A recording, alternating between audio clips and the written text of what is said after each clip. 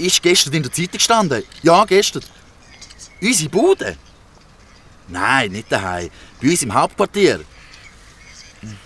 Ist alles verwüstet gewesen. Easy. Cool. Okay. Schöne. Ciao. Und, was haben sie gesagt? Ja, bei mir war das jetzt der 6. gewesen. Ich glaube, das langt. Ich habe noch 4 erreicht. Ja, no. Ich glaube sowieso. Hey, IQ! Schau noch nicht an, dort hinten auf der anderen Seite vom Park. Zwischen diesen Bäumen. Was ist dort? Der James, der Stadtstreicher, Jimmy James. Mit einem anderen Typ. Ich kenne nicht, so sieht irgendwie südländisch aus, so ein Latino. Ein Kubaner. Der Kommissar hat also doch recht gehabt. Sie reden miteinander. Jetzt drückt der Fremde dem James etwas in die Hand. Mann, hey Maggie, das sieht aus wie Geld. Ich glaube, ich treffe voll durch. Ja, das ist Geld. Schnell, mach ein Foto. Ja, grad. Muss doch nur noch schnell die Kamera einschalten. Jetzt mach endlich, sonst gibt's da nichts mehr zu sehen. Bin grad so weit. Achtung! Und lächle, meine Herren. So, das wäre im Kasten. Sehr gut. Und was jetzt? Wir verstecken uns. Du folgst dem James und ich dem Kubaner. Unauffällig. Verstanden? Sie dürfen uns auf gar keinen Fall bemerken. Oh Mann, schon zu spät. Sie haben uns gesehen. Der James macht sich aus dem Staub. Aber wo ist jetzt plötzlich der andere? Hey, du ungeheuertes, verrostetes Kanonenrohr. Komm nicht wie weg da. Dort hinten kommt er schon zäckeln. Wo? Ich sehe ihn nicht. Ist doch jetzt einerlei. Hau ab, so schnell wie du kannst. Spring. Oder besser gesagt, roll. Ich komme ja schon. Oh nein, da hat's Kies. Meine Inline-Skates.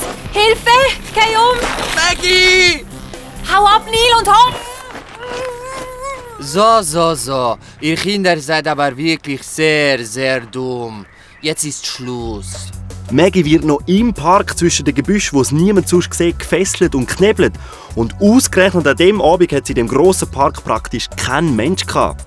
Hoffentlich passiert der Maggie nichts.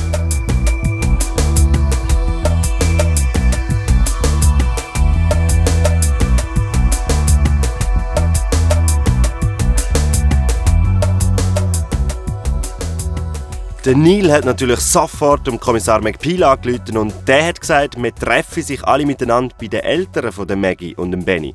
Und dort sitzt jetzt der Neil auf dem Sofa und erzählt, was alles passiert ist. Ja, und dann ist ein schwarzer Mercedes an den Strassenrand gefahren und ein zweiter Kubaner ist ausgestiegen. Sie haben die Maggie genommen und einfach auf den Hintersitz geschmissen. Ich habe alles etwa von 500 Metern Entfernung noch mitverfolgt. Und es ist wirklich kein Knochen im Park, der uns irgendwie hätte helfen können. Mr. Becks, es tut mir furchtbar leid. Ich habe das wirklich nicht so wollen. Wir wären doch so nah dran gewesen und dann... In dem Moment ist auch der Benny ins Wohnzimmer gekommen, wo am Strand von der Polizei abgeholt worden ist. Und kaum sind die beiden zusammen auf dem Sofa gesessen, da hat es natürlich von den älteren Becks eine zünftige Strafpredigt gehagelt. Bis... Also, dürfte alte McPeel da mal unterbrechen. Ich glaube, es macht keinen Sinn, wenn wir jetzt weiter auf die beiden einredet, beziehungsweise einlärmen. Zum Glück hat der McPeel das Donnerwetter unterbrochen. Er hat dafür gesorgt, dass 2 Top-Spezialisten die Überwachung vom Gebäude und die Telefonsicherung übernehmen. Weiter wird er persönlich ein Spezialkommando für Terror und Kidnapping leiten. Sie werden alles unternehmen, damit dem Maggie sicher nichts passiert.